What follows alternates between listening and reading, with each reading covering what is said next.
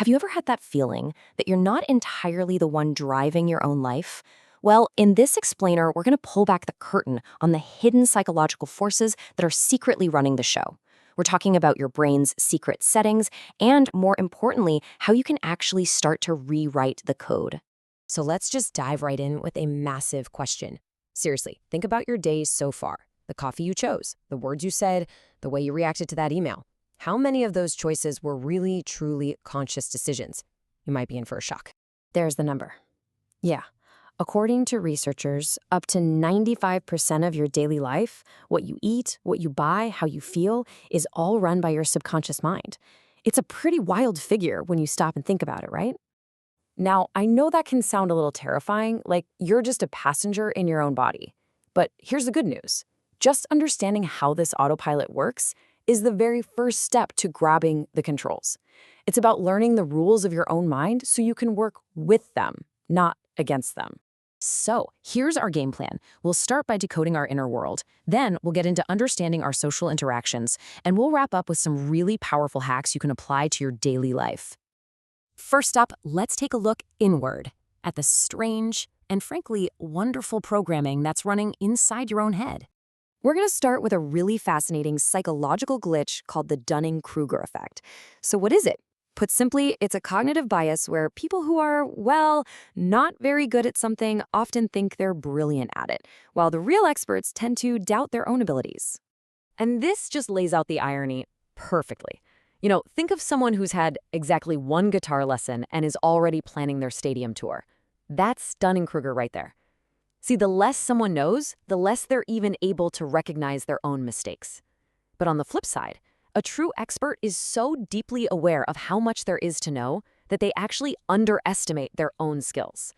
So the big takeaway here is that true wisdom, it often starts by just admitting you don't have all the answers. All right, I'm going to challenge a belief that I bet a lot of you hold. We all pride ourselves on being amazing multitaskers, right? Juggling a dozen things at once. But what if I told you that from your brain's perspective, it's literally impossible? Here's the truth. Your brain can only truly focus on one complex thing at a time. So when you're texting while trying to watch a movie, you're not actually doing both at once. Your brain is just switching back and forth really, really fast. And it's this rapid switching that actually drains your energy and is why you end up making more mistakes. Okay, get ready for another huge number that's quietly running your inner world. This one might just change the way you think about your own thoughts. That's right. Our brains are basically hardwired with what's called a negativity bias. It's an old evolutionary feature that kept our ancestors safe by always being on the lookout for threats. Now, we're not running from saber-toothed tigers anymore, but that old programming is still there. Just knowing this exists is the first step to consciously choosing to focus on more positive things, which is key, not just for us, but for how we interact with others. Okay, so now that we've looked inward, let's see how all this programming affects the way we connect, or, sometimes fail to connect, with all the people around us. Come on, we've all been there. You see someone yawn across the room, and then bam, you get this uncontrollable urge to yawn too. This isn't just about being tired. It's a perfect little window into our social wiring. So why does this happen? It's because of something incredible called mirror neurons. These are special brain cells that fire up not only when we do something, but also when we just see someone else do it. They're basically the foundation of empathy, letting us quite literally feel what others are feeling and connect on a totally subconscious level. So how can you actually use this? Well, it's something called the chameleon effect. If you subtly mirror someone's body language, their posture, maybe the words they use, you're sending a subconscious signal to their brain that says, hey, I get you, I'm like you. And this creates this feeling of comfort and trust almost instantly. Okay, now for one of the simplest, yet probably one of the most powerful social tools you will ever learn. It costs you nothing, it takes almost no effort, and believe me, it works every single time. Psychologically, hearing our own name literally activates unique parts of our brain. It makes us feel seen, recognized, important. So when you make an effort to remember and use someone's name in a conversation, you're not just being polite, you're forging a really powerful, positive connection. All right, this is where we put it all together. Let's take these cool insights and turn them into practical, real-world tools that you can start using like today.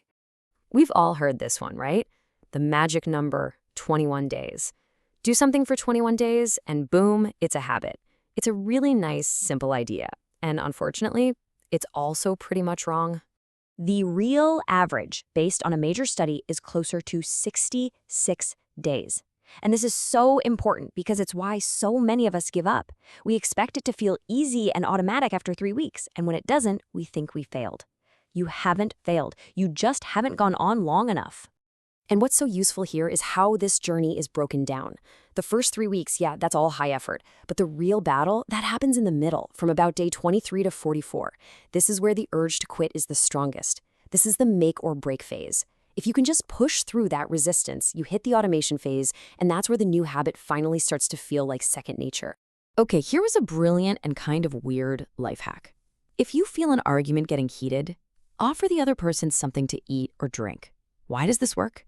Because eating is what psychologists call a pacifying activity. It's hardwired in our brains that we don't eat when we feel threatened. So the simple act of sharing food can subconsciously lower everyone's defenses and dial down the aggression. This quote from the Dalai Lama just sums up everything so beautifully. When you talk, you are only repeating what you already know. But if you listen, you may learn something new. True understanding of ourselves and of other people, it really comes from quieting our own internal monologue and just listening. So, look, here's the bottom line. Your brain has its programming, its biases, its mental shortcuts.